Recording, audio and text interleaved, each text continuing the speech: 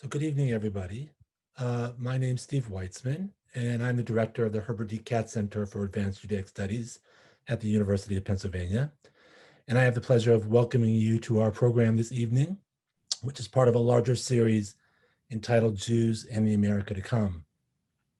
For those of you joining us for the first time, the Katz Center is a research center whose goal is to deepen our understanding of Jewish history, culture, ideas, and experience.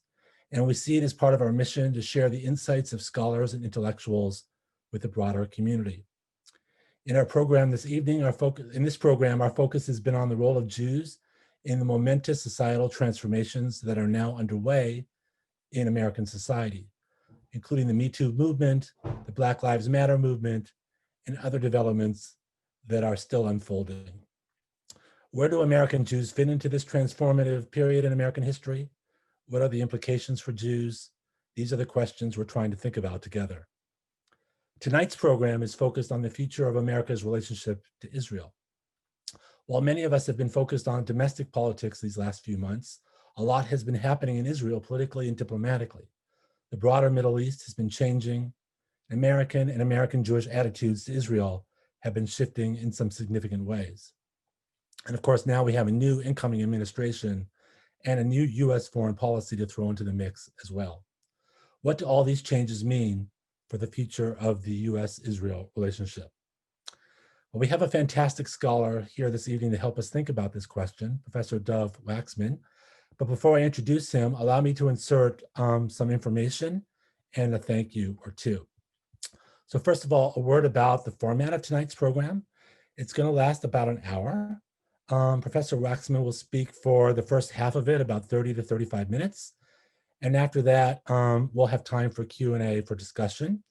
You'll be able to ask questions through a Q&A function that appears at the bottom of the screen. So either during the talk itself or after the talk, you can use that to submit a question to us.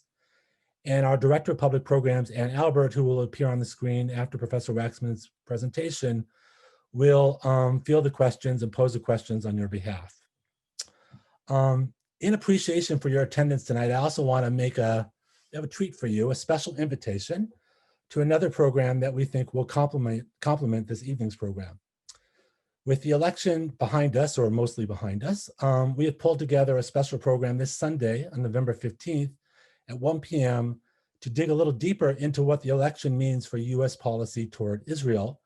And this program will involve a presentation by Ambassador Dan Shapiro, who was the US ambassador to Israel from 2011 to 2017 during the Obama-Biden administration. And he'll be thinking about or reflecting on where the US relationship with Israel is headed in light of the election. Since we are grateful to you for attending tonight's program, we're going to be sending you, or we've already sent you, an invitation through email. You'll get that invitation again tomorrow. And we hope at least some of you will be able to join us for that program as well. That's November 15th from 1 to 2 p.m. Finally, I want to thank the Katz Center staff who helped to make this series possible, especially Diana Dennis Walters, our events coordinator, Brian Lipscomb, our technology support person, and Ann Albert, Director of Public Programs for the Katz Center, who you will meet a little bit later this evening. With that, it is my pleasure now to introduce our speaker, Professor Dov Waxman, who is the Rosalind and Arthur Gilbert Foundation Chair in Israel Studies at UCLA and the director of UCLA's YNS Nazarene Center for Israel Studies. Professor Waxman is in an excellent position to address our topic tonight as a scholar whose research focuses on the conflict over Israel with Palestine, Israeli politics and foreign policy, US-Israel relations, and American Jewry's relationship with Israel, among other topics. His many excellent publications include several books directly relevant to our focus this evening, including most recently, Trouble in the Tribe, The American Jewish Conflict Over Israel, published by Princeton University Press in 2016, and The Israeli-Palestinian Conflict, What Everyone Needs to Know from Oxford University Press in 2019. Professor Waxman has also served as associate editor of the journal Israel Studies Forum and as a member of the board of directors for the Association for Israel Studies, and is an award-winning teacher to boot. So it is my pleasure and honor to welcome Professor Waxman to our virtual stage this evening. Thank you. Thank you, Steve, for that kind introduction and for inviting me to give this talk. I also want to thank the Cat Center for hosting this talk and for putting together a really excellent series of talks on a very important topic. Since I'm sure the US presidential election is still on everyone's mind, I know I've found it hard to think about much else. I'd just like to begin by saying a few words about what I think US-Israel relations will be like over the next 4 years under a Biden administration. I won't say too much on this topic because you're going to be, because Ambassador Daniel Shapiro will be talking about this and he's much more knowledgeable on this topic than I am. But I will say that I think Israel will have a friend in the White House for the next 4 years, in many ways a more predictable friend in the White House, because Joe Biden has been a strong supporter of Israel since his early days in the US Senate. And I think his administration will continue that long history of support for Israel as previous US administrations have done. However, I do think that US-Israel relations is unlikely to be as close or as harmonious as they have been for the past 4 years during the Trump administration, in particular because I expect there's going to be serious disagreements about Iran's nuclear program and about how to confront and deal with Iran more generally, as well as disagreements regarding the Israeli-Palestinian conflict, particularly focusing on Israel's settlement building in the West Bank. I think those disagreements are most likely to happen, of course, if Israel's Prime Minister Benjamin Netanyahu remains in power, which is by no means a sure thing. If Netanyahu does manage to remain in power, I don't think we're going to see a reprise of the kind of tension and disputes that took place between Prime Minister Netanyahu and President Obama. Biden and Netanyahu, sorry, have known each other for a long time. They've got a relationship that's gone back decades. There isn't the kind of personal animosity between them that there was between Obama and Netanyahu.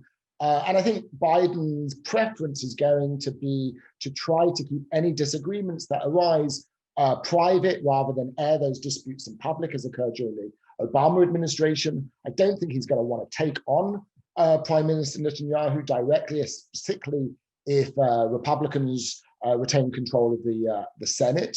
But I do think the issue of Iran in particular is one that is likely to cause a major conflict down the line between the Biden administration and the Netanyahu government, particularly if Netanyahu continues his position on Iran, which is to oppose a nuclear agreement with Iran.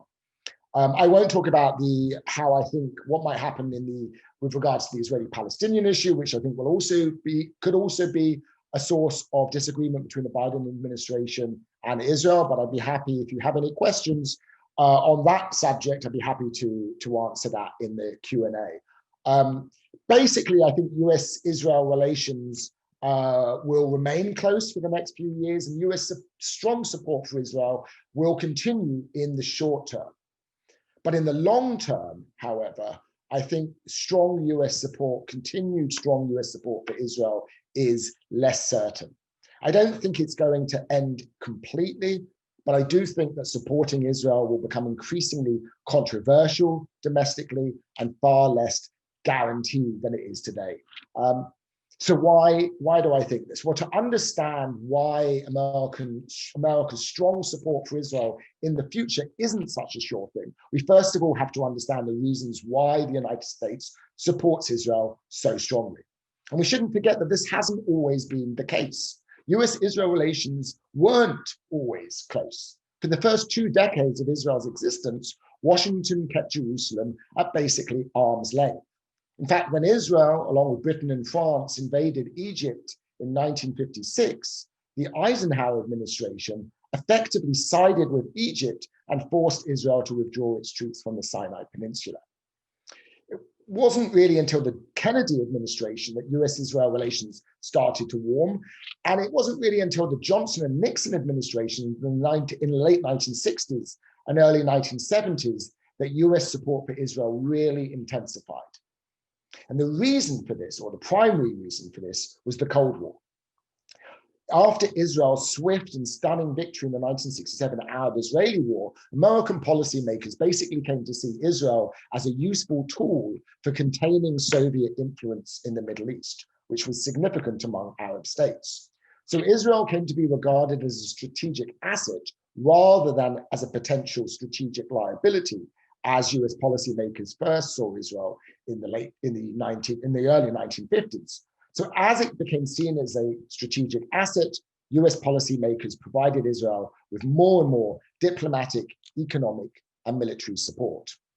Since 1976, Israel has generally been the largest annual recipient of US foreign assistance, with the occasional exception of Iraq and Afghanistan after 2004. Indeed, in total, Israel has received more US foreign aid than any other country. And in the past, this included a significant economic assistance, but now almost all US bilateral aid to Israel is in the form of military aid. Nowadays, the United States gives Israel $3.8 billion annually, which amounts to roughly 15 to 20% of Israel's defense budget. And this is slated to continue through till 2028, according to the 10-year memorandum of understanding that the Obama administration signed with Netanyahu's government in 2016. Despite all of the disagreements they had, this was still the largest single pledge of military assistance in US history, totaling $38 billion. In addition to the huge amount of military aid that the United States has given Israel, amounting to approximately $100 billion since the signing of the Egyptian-Israeli Peace Treaty in 1979, the US has also expended an enormous amount of political capital at the United Nations and in a wide range of other international organizations to shield Israel from criticism or censure. So in the United Nations Security Council alone, since 1972, the US has vetoed 44 resolutions that were critical of Israel. And members of Congress have unanimously passed countless resolutions expressing unequivocal support for Israel and siding with Israel against its adversaries. No other country has consistently received such strong bipartisan support in Congress.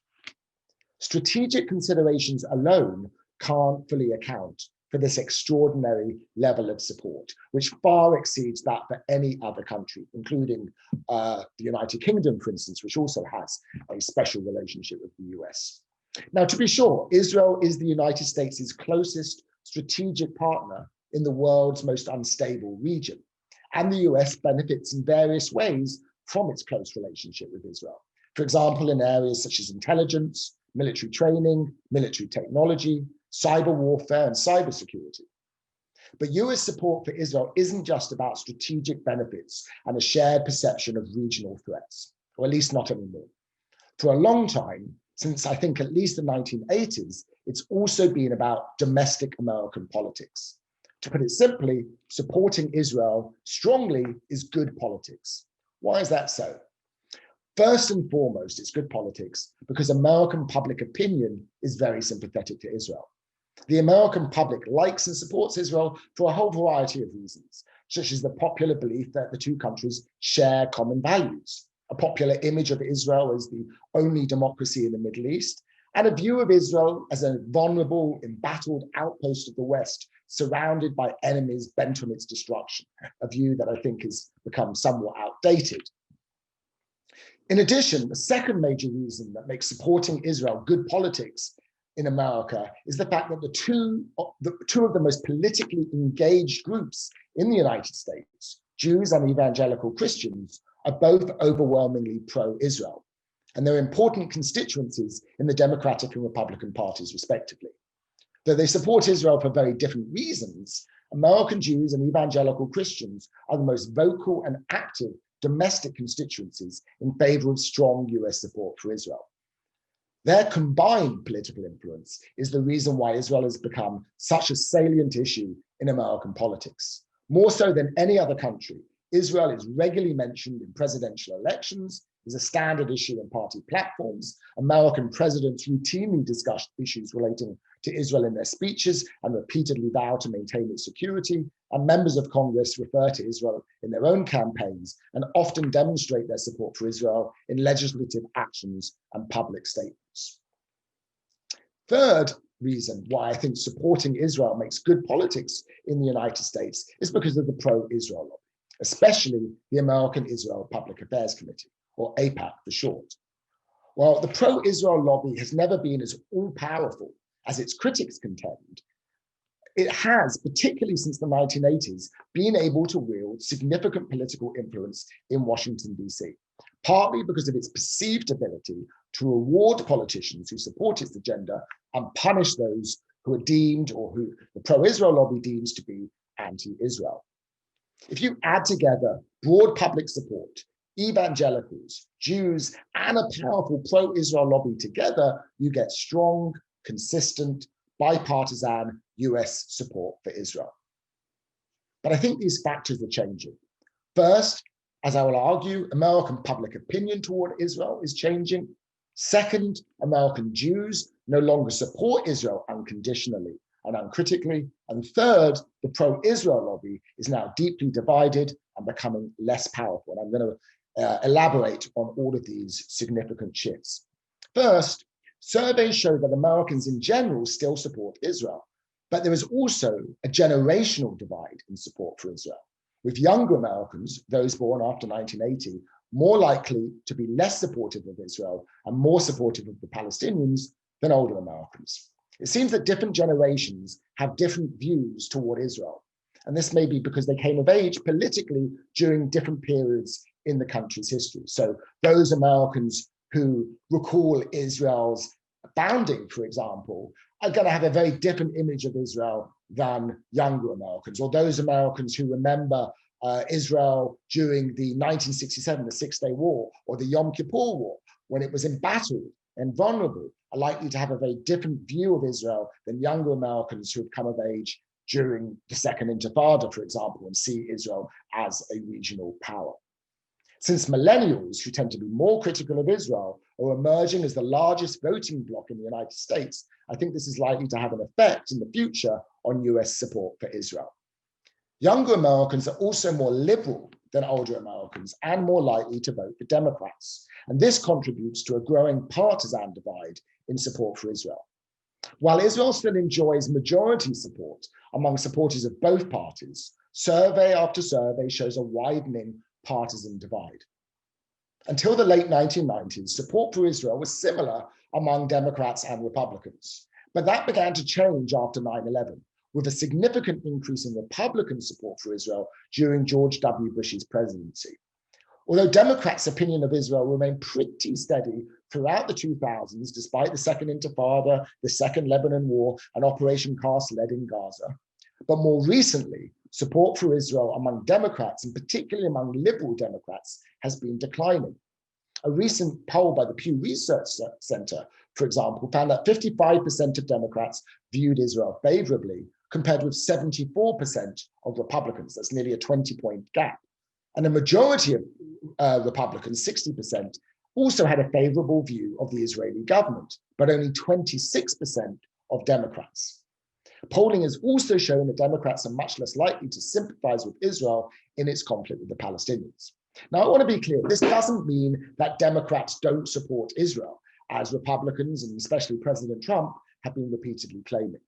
A 2019 survey of likely Democratic primary and caucus voters actually found that Democratic voters' views of Israel and the Israeli-Palestinian conflict are quite nuanced. They support Israel despite their strong dislike of Prime Minister Netanyahu. An overwhelming majority of Democratic primary voters, 81%, said that someone can be critical of Israeli government policies and still be pro-Israel. And that view is very similar to the views of American Jews. Many Democratic supporters of Israel find it difficult to condone Israeli government policies, especially in regard to the Palestinians. They believe, for instance, that Israeli settlement construction makes a two-state solution less viable. And they want the US to be an honest broker that will push both Israelis and Palestinians to end their conflict. So while Republican support for Israel has become unconditional, Democrats are more critical of Israeli policies and increasingly oppose unconditional US support for those policies.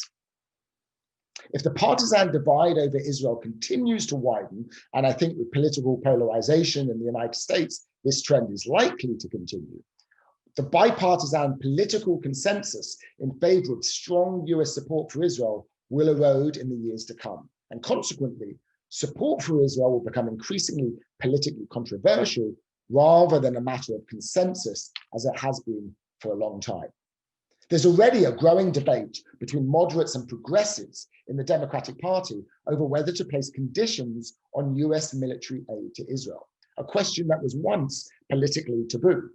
The fact that 3 Democratic presidential candidates, Bernie Sanders, Elizabeth Warren, and Pete Buttigieg, all publicly expressed a willingness to either cut, condition, or restrict US aid to Israel was unprecedented for presidential candidates, and I think is indicative of the shift that's underway within the Democratic Party regarding attitudes towards Israel and the Israeli-Palestinian conflict.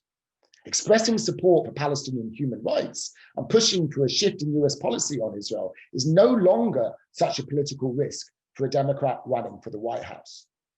However, I don't think that the Democratic Party will shift to the far left in its positions regarding the Israeli-Palestinian conflict, as, say, the Labour Party in the United Kingdom did under Jeremy Corbyn.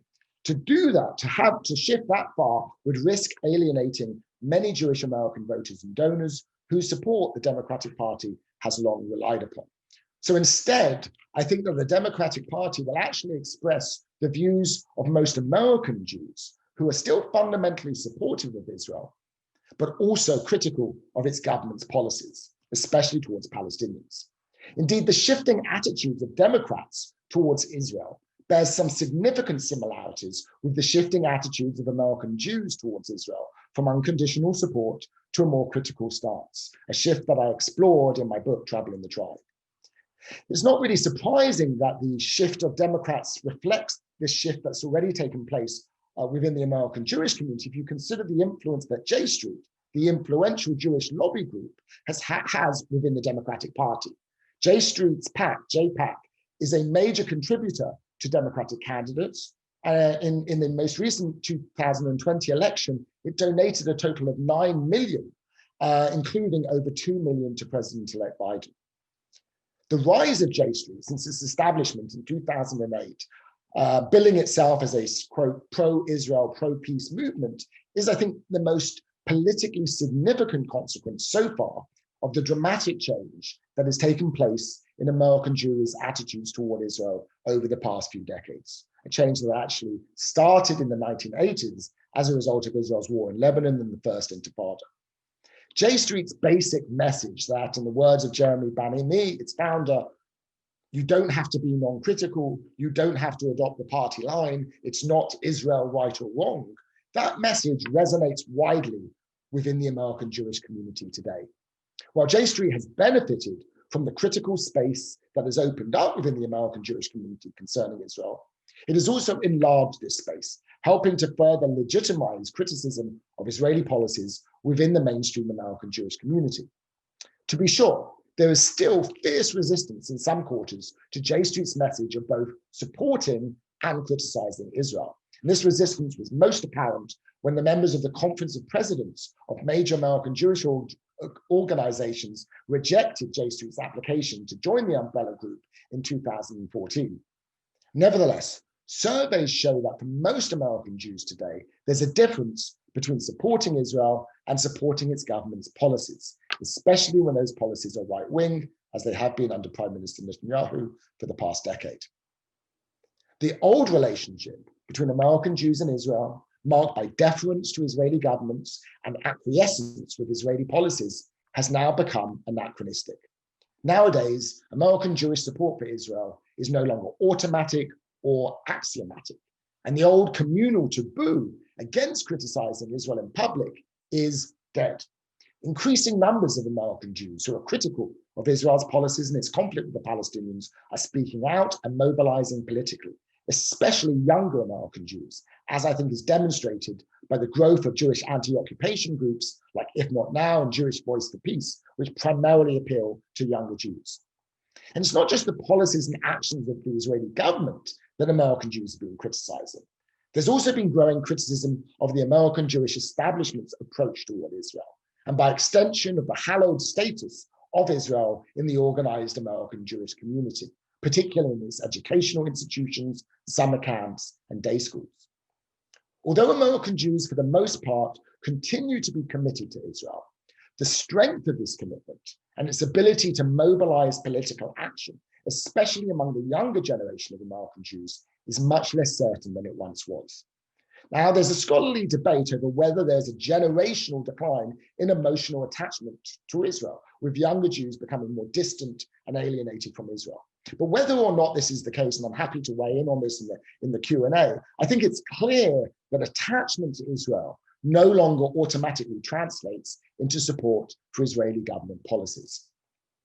The weakening of support for Israel among liberal, largely secular American Jews has coincided with the strengthening of support for Israel among conservative, mostly white evangelical Christians. Indeed, Christian evangelicals have supplanted American Jews as Israel's most loyal supporters in the United States. In recent years, evangelicals have also come to vastly outnumber American Jews in the pro-Israel lobby. Christians United for Israel, an evangelical group that was founded in 2006 by Reverend John Hagee, a pastor of a megachurch in Southeast Texas, now claims to have a staggering 8 million members. That's about the size of the entire US Jewish population. During the past 4 years or so of the Trump administration, the Christians United for Israel, CUFI, even displaced AIPAC as the most influential pro-Israel lobby group in Washington, D.C. And they had a major influence on the Trump administration's decision to relocate the US embassy from Tel Aviv to Jerusalem. So conservative evangelical Christians are now driving Republican policy towards Israel, while secular progressive activists and voters are gaining growing influence in the Democratic Party. And I think this makes US policy towards Israel increasingly contentious. As this is happening, the pro-Israel lobby is not as united as it once was. It is in fact deeply divided between groups like J Street on the left, AIPAC in the center, and CUFI and the Zionist Organization of America on the right. And as a result of the many disagreements between these groups, the pro-Israel lobby is no longer able to act in unison. In fact, these groups frequently oppose each other. The pro-Israel lobby no longer speaks to the American government with a single voice, as it did in earlier eras. And I think this reduces its political influence, because in the past, this influence was based, at least in part, on the belief that pro-Israel groups, in particular AIPAC, spoke for the American Jewish community as a whole. Today, no organization can credibly claim to represent the overwhelming majority of American Jews. Consequently, American policymakers and legislators are less inclined to listen to these groups, let alone follow their advice. As Joe Biden, then the Democratic vice presidential nominee, stated in the run-up to the 2008 election, and I quote, "AIPAC doesn't speak for the entire Jewish community or for the state of Israel. No one in AIPAC or any other organization can question my support for Israel." A divided lobby also gives policymakers more options. They can get information, analysis, and political support from groups that fit their policies or political agenda. And they can turn to different groups depending on the circumstances and their particular needs at any given moment. The power of the pro-Israel lobby is also diminishing because pro-Israel groups can no longer defeat politicians viewed as strongly critical of Israel. In the past year, pro-Israel groups failed to defeat progressive congressional candidates in Democratic primary races in Michigan, Minnesota, and New York. Representative Rashida Tlaib, a supporter of the boycott, divestment, and sanctions movement against Israel, easily won her primary in Michigan. In Minnesota, Representative Ilhan Omar, who pro-Israel groups spent millions trying to unseat, easily defeated her challenger, whose campaign was heavily funded by donations from pro-Israel political action committees. And most surprisingly, in the primary for New York's 16th congressional district, challenger Jamal Bowman, a progressive, handily defeated Eliot Engel, a 16-term Jewish congressman and the chairman of the House Foreign Affairs Committee, who had long been a key ally of AIPAC and was heavily backed by pro-Israel PACs. In fact, according to the campaign funding website Open Secret, Engel received more pro-Israel funding for his primary race than any other member of Congress, and he still lost. The cumulative demonstration effect of these primaries has punctured the pro-Israel lobby's aura of invincibility, which has long been a key ingredient in its power. These election results are not an aberration. They're the result of innovation in the way that election campaigns are run that has helped level the playing field. Nowadays, politicians can raise large sums of money from many small donors, so they're less reliant on political action committees. And they can use social media such as Twitter and Facebook to get their messages across to potential voters on the cheap, rather than paying for extensive television commercials. This makes it harder for pro-Israel PACs to defeat candidates deemed to be anti-Israel. And if pro-Israel groups can no longer defeat anti-Israel politicians and re-elect pro-Israel ones, their political influence, I think, will decline. So let me conclude. I think the long-term future of America's special relationship with Israel is at risk. It's threatened by demographic, social, and political trends that are undermining the pillars on which this special relationship has stood. And this is occurring as Israelis themselves are becoming more religious, more right-wing, and illiberal, a tendency that is particularly pronounced among Israeli youth. So this development on the Israeli side, I think, could fuel future disputes with the United States on issues ranging from the state of democracy in Israel to policy toward the Palestinians. In particular, Israel's continuing military rule over the West Bank threatens future support for Israel as growing numbers of Americans come to sympathize with the plight of the Palestinians under Israeli occupation. If the occupation continues, and there is no indication that it's likely to end anytime soon, Israel will, I think, become an increasingly divisive issue in the United States in the years to come. And if Palestinians don't achieve statehood soon, they may give up on the goal of establishing a Palestinian state in the West Bank and Gaza, and instead simply demand equal rights, including the right to vote in Israel. Most Palestinians have already given up hope for a two-state solution, so a one-state solution may soon become their preference. How will Americans respond to this demand? Many, I think, will want Israel to be a democracy, even if it means it can't be a Jewish state. And many will support Palestinian calls for civil rights in Israel, as they will echo the civil rights struggle of Black Americans in the United States. If Israel rejects such calls, many Americans will no longer regard Israel as a fellow democracy that shares their values. And I think this will then undermine some of the American public support for Israel, which has long been such a crucial ingredient of strong US support for Israel. This doesn't mean that the United States won't support Israel at all. It will continue to support Israel if it's in its interest to do so. But I think the level of support may decline and become less exceptional, much more like US support for other allies. So the United States will continue to support Israel as long as American policymakers think it's strategically beneficial to the United States to support Israel. But even this is far from certain. US strategic interests are changing, due in part to the US's declining reliance on Middle Eastern oil and its growing need to focus on its great power competition with Russia and China. Already, Israeli officials are worried about the US's desire to withdraw its troops from the Middle East and to pivot its attention away from the Middle East and towards Asia. Along with other traditional US allies in the region, like the Saudis, Israeli officials fear that the United States is trying to gradually disengage from the Middle East. If that's true, then US support for Israel in the long term is certainly not guaranteed. I'll end there. I look forward to hearing your questions. Thank you. Well, thank you so much for that excellent talk, Professor Waxman. I want to introduce Dr. Ann Albert, who's the Director of Public Programs for the CAT Center. She's going to be moderating the questions.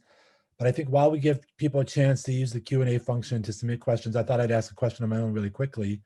And that is simply to ask you to reflect a little bit about how the recent normalization of ties with the Gulf states and with Sudan and maybe with other countries, how that impacts the relationship that you've been describing. So I think, I think from the perspective of the US public and American policymakers, Israel's growing acceptance in the Middle East and the willingness of Arab states that have privately cooperated with Israel, like the UAE and Bahrain, to kind of go public with its relationship is a really positive thing, because one of the things that American policymakers have long, wrestled with is this tension between their support for Israel and their desire for good relations with Arab states. Going back to the debate that preceded Israel's establishment, in the debate over the UN partition resolution in 1947. Ever since then, US policymakers and officials in the State Department and the Pentagon worried that if the United States supported Israel too strongly, it would lose support, the US would lose support in the Arab world, particularly with Gulf Arab states who the US relied upon for their oil. So the fact that now these very same Gulf Arab states like the Saudis are increasingly willing to go public with their relationship with Israel means that this kind of concern that has always been in the background is gone. The United States can eat its cake and eat it. It can have close relations with Israel and also strong relations with Arab states like the Saudis. So in that respect, it makes it, these agreements make life easier for the United States. I also think I won't go into great detail about what brought about these agreements, but one thing I want to point to, which is relevant to what I was just saying, is I think that a major factor that was responsible for these agreements is actually the fear or the concern that is shared by the Emiratis, the Israelis, and the Saudis about the United States in the Middle East. This belief that the United States is gradually withdrawing from the region, or at the very least is not going to be willing to use military force to protect US allies. And so basically we're seeing the kind of beginning of a kind of post-American Middle East, whereby traditional US allies are increasingly banding together because they no longer expect the United States to be there as it once was. And so I think in part for Israel and for the Emiratis and the Saudis, these agreements actually are part of like preparing for this shift of American attention and resources away from the Middle East and toward other parts of the world. Just finally, I think, when we talk about these agreements, I think they are good for Israel, and it's important to recognize that, but I also think we shouldn't kind of delude ourselves into thinking that they are a prelude to any sort of real peace. They're not peace agreements. Well, the one with Sudan could be considered a peace agreement, but the UAE and Bahrain never went to war with Israel. And the fact that these agreements have been de-linked from the Palestinian issue, for better or worse, means that I don't think they're likely to create any sort of momentum toward a peace between Israel and the Palestinians, which is the peace agreement that Israel most needs. Thank you so much for that. So I'll turn things over to Anne now. Thank you so much for this. This is exciting. We have a long list of questions and comments already in the Q&A, and there are more rolling in all the time. So I'm just going to do my best to select here and there. So the first one that I want to bring is Eric asks the following. You mentioned Israel's historically embattled position as a source of support. With Israel's power and influence on the world stage greater than it's ever been, I'd be curious to know to what degree you see that as a factor of waning American support in the future. Good question. Yeah, I think there's a kind of a time lag, if you like, that I think most Americans, and let's not forget, most Americans don't pay much attention to foreign affairs. Foreign policy is not something they think about very much. Middle East is not something they think about a great deal unless it really intrudes on their lives, as it of course has done on occasion.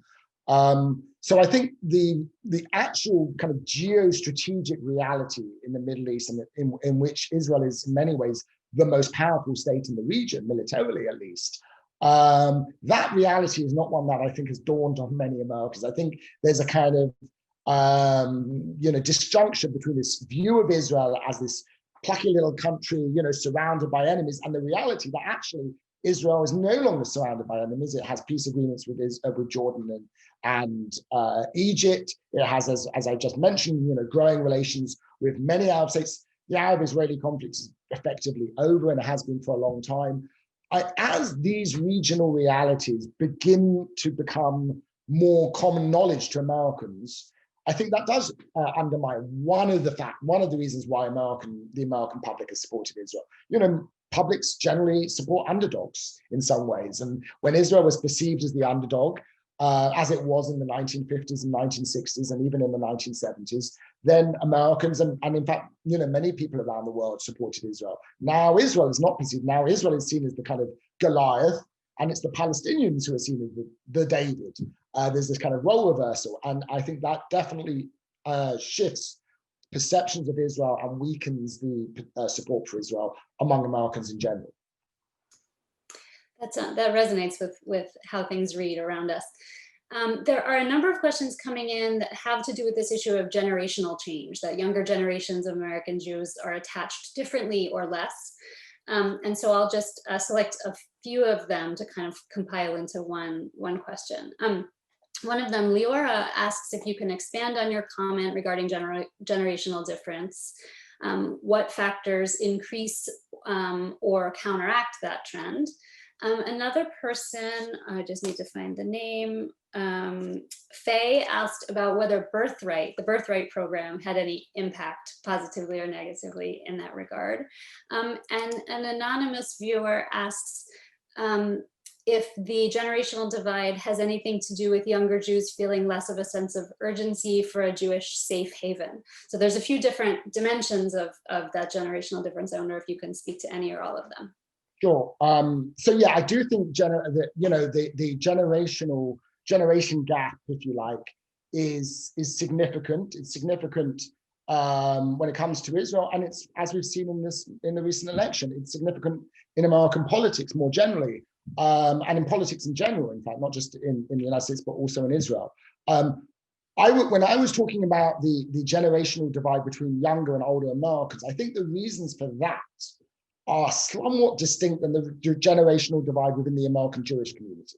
So I think we have to distinguish between the two things. Why are younger Americans in general less supportive of Israel versus why are younger American Jews more critical of Israel? I think there's a slightly different reasons. There are some similarities, but there are slightly different. So with regards to younger Americans in general, I think a large part of that is because of their broader liberalism. As I said, younger Americans are the most liberal, are more liberal than any other generation of Americans.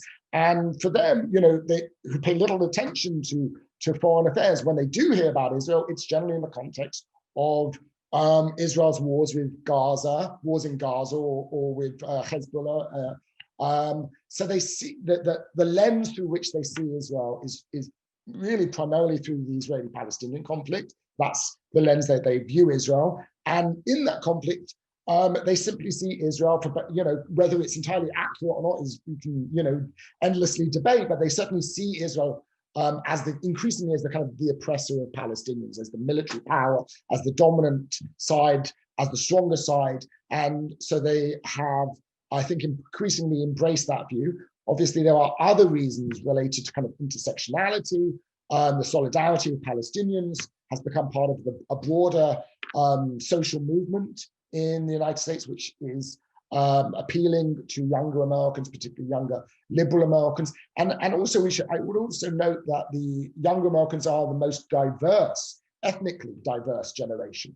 And so it's more heterogeneous makeup also, I think, changes the way in which Israel is seen as less seen through the kind of traditional narrative as an outpost of the West. With regard to younger American Jews, I think there are somewhat different reasons, partly because of their own sense of Jewish identity. I think younger American Jews are more likely to feel a kind of more universalistic, less tribalist sense of Jewish identity, focusing more on universalistic Jewish values. I think they don't see as great a need, as one of the questions mentioned, for a Jewish state in the way that older American Jews did, particularly in the aftermath of the Holocaust. And so the declining, although the Holocaust retains centrality in the kind of collective memory of American Jews, it has, I think, less bearing on the political opinions, perspectives of younger American Jews than older American Jews. Another factor which I should mention is the impact of intermarriage upon younger American Jews, and not forgetting that many come from families where one spouse or another was not born Jewish, And so even if they identify, and many children of intermarried homes do identify as Jews, the kind of Jewish identity they have is one that's, I think, less kind of ethnocentric, if you like. And finally, I think there's a general desire among younger American Jews to embrace kind of social justice and focus on their energies and their activism on, many of the causes right here in the United States, rather than kind of expending their energies on foreign causes as a prior generation of young Jews did, like whether it was the Soviet Jewry movement or Israel. On the question of birthright, just very briefly, what birthright I think did succeed in doing is ensuring that young American Jews are still attached to Israel. The surveys show that the majority of young American Jews are attached to Israel. In many ways, they are more, not necessarily, they don't feel more, they don't express a higher level of attachment, but they're actually more likely to have gone to Israel than older American Jews, more likely to have visited it, more likely to have taken a college course on it or read books about it. So what birthright has done is sustained that emotional attachment to Israel. But what it hasn't done, and what was never really intended to do, contrary to those who kind of criticize it as like a form of political indoctrination, is it was never really about giving young American Jews a particular opinion about the Israel or the Israeli-Palestinian conflict. Certainly, it may have kind of airbrushed that conflict when people are on these birthright tours. But in my experience as a college professor, many of the students who've taken my courses are students who come back from birthright trips. They want to learn more after going on birthright. They have more questions than answers. And in many ways, some of the growth of kind of progressive or left-wing Jewish activism vis-a-vis the Israeli-Palestinian conflict, I mentioned groups like If Not Now, is ironically the result of birthright, because it's actually it leads some to become more supportive or less critical or uncritical of Israel, it leads many actually on a journey which leads them eventually to become critical and engaged. So I think it's often a very unnuanced view of young American Jews that you hear in the American Jewish community, that they're just abandoning Israel or embracing the Palestinian narrative. I think their views are actually much more nuanced than that. One thing I think, just to end on that is distinct from younger Americans in general. What I'm seeing amongst young American Jews today is a debate and a wrestling, not just with Israel's policies towards the Palestinians, but with the very idea of Israel, the very idea of a Jewish state, and whether a Jewish state can be an inclusive democracy, and whether a Jewish state aligns with the values of young American Jews. That is not happening in American public opinion in general, but as I've suggested in my lecture, in many ways, I think the Jewish Americans are the kind of harbinger of broader shifts among Americans with regards to Israel. Fascinating. And there will be a number of attendees tonight who are glad that you mentioned intermarriage and interfaith families, because a number of people asked specifically about that before you raised it. I think following a little bit on the thread of what you were just saying, there are some other questions about the impact of particularly progressive American politics today, most distinctly asked by Avi, who said, how impactful will the progressive wing of the Democratic Party be in terms of US foreign policy? So I don't think it's going to be, I mean, it depends on what the time frame is. In the next 4 years, certainly in the next 2 years, I don't think it's going to have much. They're going to have much of an impact. If you look at the Congress that's just been elected, yes, there are progressives within the Democratic Party, but I think the party continues to remain dominated, the establishment of the party, right up to Biden himself, by moderates who are kind of traditional in their orientation to Israel, traditional pro-Israel supporters. And I think they will be very wary of giving any sort of influence to progressives when it comes to foreign policy. It's more likely, I think, in some areas of domestic policy, where there is a lot more public support kind of progressive measures than in foreign policy. So, you know, I think there is going to be a shift. We're seeing this already. A kind of bellwether of this change is in the competition that's currently taking place over who will succeed Elliot Engel as the chair of the House Foreign Affairs Committee, Foreign Appropriation Committee. And there is a battle there, but, you know, all of the candidates for that position have, on the one hand, expressed more criticism of Israel than Elliot Engel did, but on the other hand, they've all also been clear to express their support for Israel, their support for Israel's security, etc. So I think, you know, a lot has been made of these, of the so-called squad of Alexandria Ocasio-Cortez and Ilhan Omar and Rashida Tlaib in particular. I think part of that was really a strategy by the Republicans to kind of tarnish the Democratic Party in the eyes of Americans, and particularly Jewish Americans. But I don't think there's going to be a big shift in the near term. But in the long term, yes, in the long term, the Democratic Party is becoming more progressive as Democratic voters are becoming more progressive, and the gap that will open, there'll be a growing gap then between the party's position and its base's views over time, unless some of these progressive positions are echoed or reflected in the policies of the Democratic Party and its platform. The current platform doesn't even mention the occupation, which just gives you an indication of how far things have changed, or rather how little things have changed. But I do think after the next 4 years, maybe when we'll see further changes down the line, particularly, as I said, if the Netanyahu government, well, if Israel continues to have a right-wing government. So one attendee has asked whether, responding to your talking about evangelical support being such an important bloc in recent years, they asked whether this was, Elliot asked whether American Palestinians will have any voice or any impact in advocacy in this regard. Is it just too small of a group, or is that a real presence?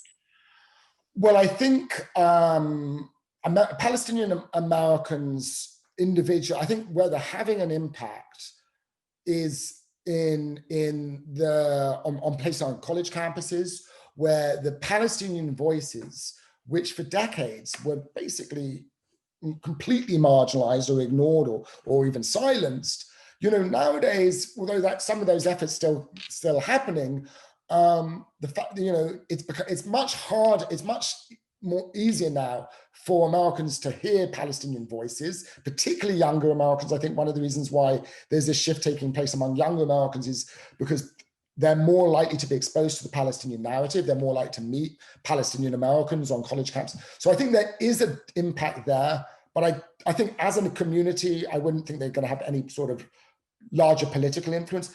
Arab Americans, yes, but even more significantly are Muslim Americans. Now, Muslim Americans, not all Arabs, many aren't, and don't all have a monolithic view or single position on the Israeli-Palestinian conflict. So we shouldn't just assume that the rising profile and voice of Muslim Americans in American politics automatically equates to criticism of Israel, because there's many issues that concern them, mostly issues, domestic issues. However, that as a group who have increasingly found their voice in American politics, I think will have an impact. So yes, more Arab Americans, even more so Muslim Americans, but within that, I think Palestinian Americans, compared to decades past, where basically there was only one voice, there was only one narrative that Americans were exposed to, which was the Israeli Jewish narrative and Jewish narrative of Israel. That narrative is no longer hegemonic, is no longer the sole narrative that they hear. And I think that is having an impact over time. So you've just talked about one kind of new narrative. There is also another new narrative that's evident in BDS. And we have a few questions coming in about the impact of the BDS movement, and particularly on college campuses and the rise of anti-Semitism connected with it.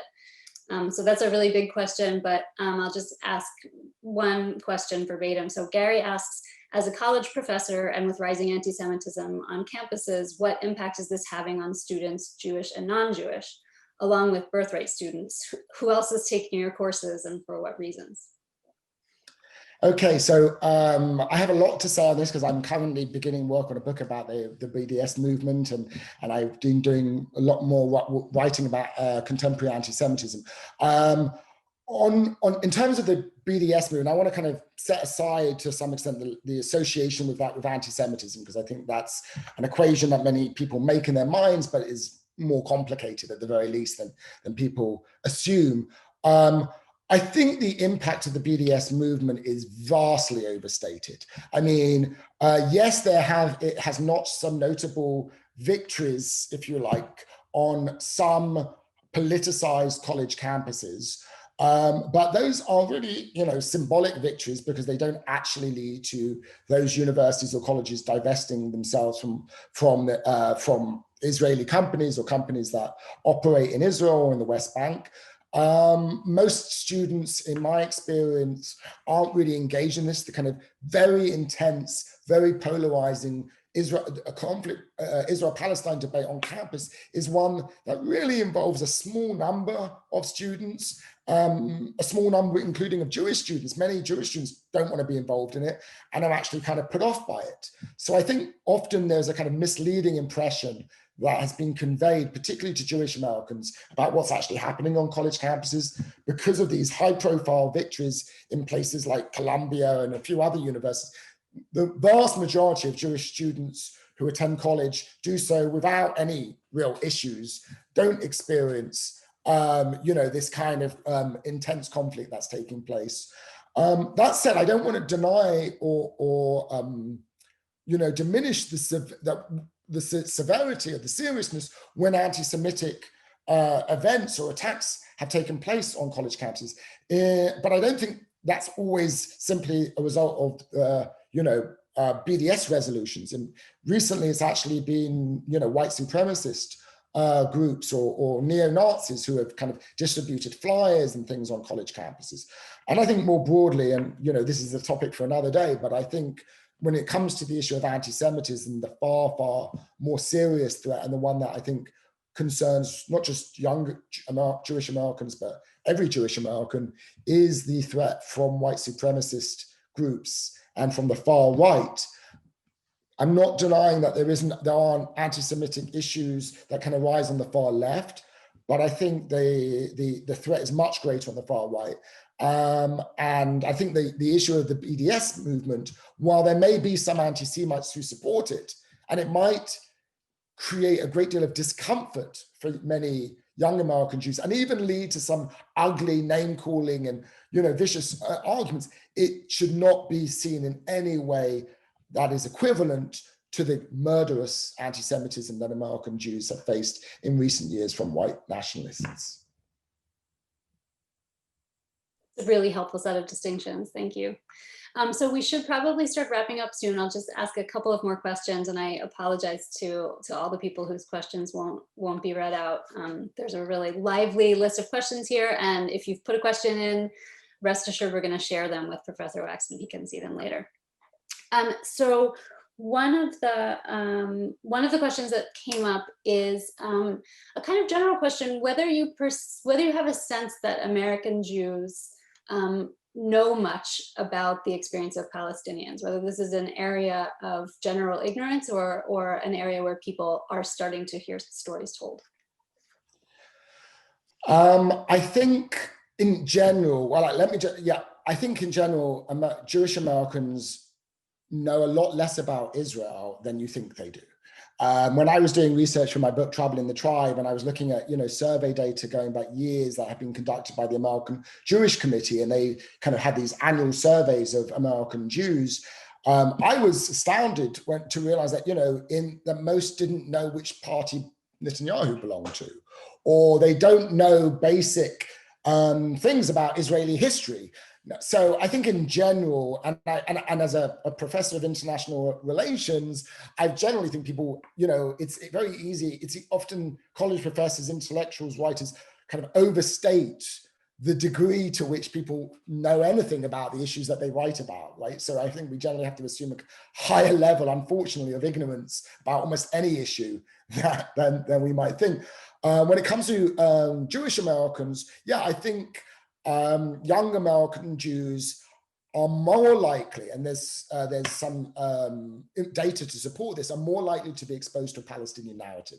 Particularly if they've taken a college course. So because of how they're learning about Israel, in whether it's on college campuses, taking courses where they're more likely to be exposed to a critical view, not necessarily an anti-Israel view, but a view that is not just like Israel as a land of milk and honey, and they're going to learn about, to some extent, what happened in 1948. They're going to have a different view of Israel's history. That's one shift. And the fact that they're more likely to go to Israel. If you go to Israel on repeated occasions, unless you just spend all your time in a kind of, Tel Aviv or Jerusalem, which many Americans do, at some point you are going, it's kind of hard to completely ignore the fact that there are Palestinians in Israel. And Palestinians who are citizens of Israel, and of course, Palestinians in the West Bank and Gaza. So I think younger Americans are more exposed to this. I don't think they have a great understanding. I don't think most people have a great understanding of what life is like for Palestinians in the West Bank and Gaza, as they don't have an understanding what life is like for many people living in oppressive conditions anywhere in the world, or even in the United States for that matter.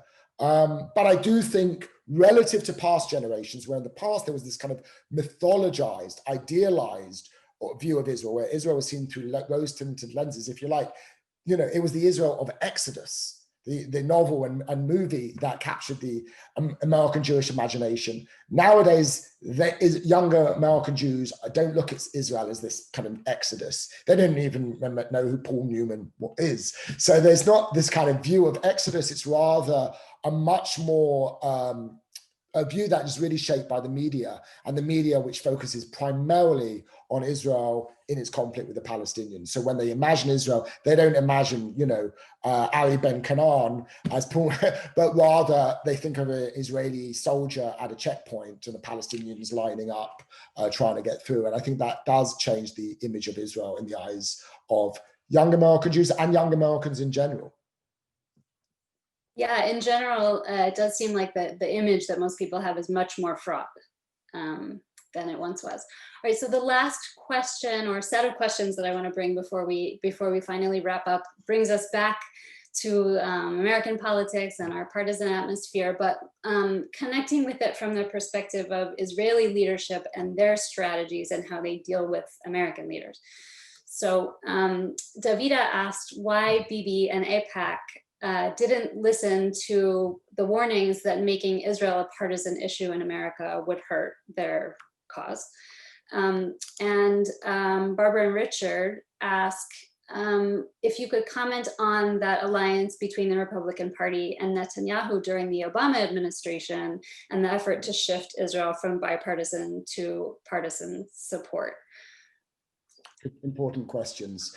First of all, I would make a distinction between AIPAC's approach and Netanyahu's approach. I think AIPAC actually has tried, to retain bipartisan support. That is essential to, AIPAC understands, that bipartisan support is essential for maintaining US support for Israel, but also bipartisan support is essential for AIPAC. AIPAC has always presented itself and prided itself on being a kind of centrist, bipartisan organization. Many of AIPAC supporters, if you go, have always been Democrats, Jews who are Democrats. Now you're seeing many more who are Orthodox Jews who are Republican and evangelical Christians, so AIPAC is changing. But I think AIPAC has tried to maintain bipartisan support for Israel. The problem is Netanyahu hasn't. And I think, so I would make a distinction. I think what Netanyahu has done has aligned Israel with the Republican Party for both his own reasons, his own political reasons, and a belief that has increasingly become the consensus on the Israeli right, that basically it is that liberal American Jews are a lost cause, that they are intermarrying and abandoning Israel, and you cannot rely upon them. So instead of worrying about them and their kind of declining attachment to Israel, you have to focus on Israel's loyal support, which are evangelical Christians. They're more reliable.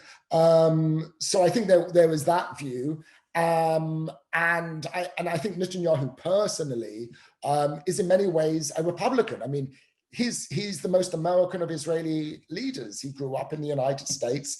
He's really, it's not just that he made a kind of tactical decision to align with Trump or align with the Republican Party. He is a Republican. That's his worldview. That's his economic philosophy. And so for him, it's a much more comfortable relationship than he's had with Democrats. But I do think that has cost Israel greatly. But as I kind of intimated at the beginning of my lecture, we should not assume that Netanyahu will remain in office for the, I mean, he has managed to remain in power despite the odds and despite many people counting against him. But, you know, I think if he doesn't win the next election, which is likely to take place sooner rather than later in Israel, maybe in the next year, or he ends up being convicted of his of the various felony bribery case charges that he's facing in court, Netanyahu will be gone. And I think with him out of the picture, other Israeli leaders, including those in the Likud, will want to try to restore some of the kind of relationship with the Democrats that Netanyahu, I think, has jeopardized. Well, there's some hopeful words for looking to the future. So with that, I will thank you again. And I want to thank everybody for coming tonight and for posting such thoughtful questions around all kinds of issues connected both very intimately and tangentially to this topic. I do want to note that you can support more programming like this by becoming a friend of the Cat Center. I'm putting a link to information about the Friends group that we have going in the chat. And I wish everyone a peaceful and calm evening. Many thanks. Thank you, everyone.